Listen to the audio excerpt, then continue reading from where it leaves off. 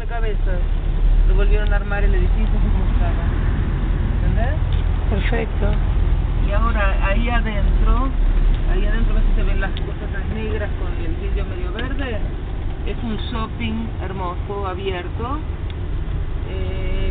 que todos los negocios son así, cuidando la fisonomía. todos del mismo tamaño, todos redondos como eran en una época.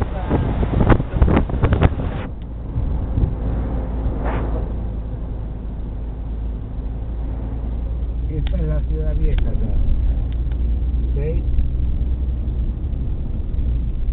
¿De este lado o de aquel lado? De este lado, de aquel, claro, de frente mío. Y esto de acá, a la derecha. Esto de acá enfrente de Fiori. Esto es la ciudad que se construyó.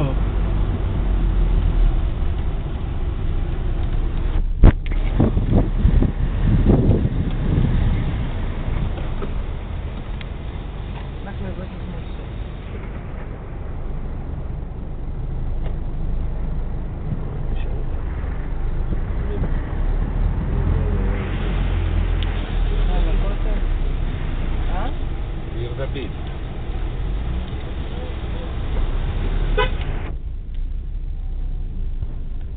שלום, תגיד לי, לעיר דוד, איפה אנחנו יכולים לחנות ולהיכנס ברגל?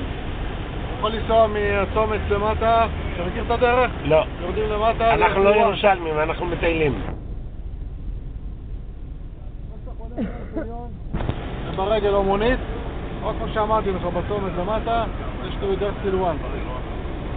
בדרך למטה, איפה שברכת הסולטן, איפה שהסינמטק. אתה נכנס פנימה, יורד, אבל לא עולה את העלייה, יורד למטה. אוקיי. בסדר, מסביב. בסדר גמור. ומאיפה אני פונה עכשיו? איך אני פונה לשם? פרסה ברמזור. שנייה.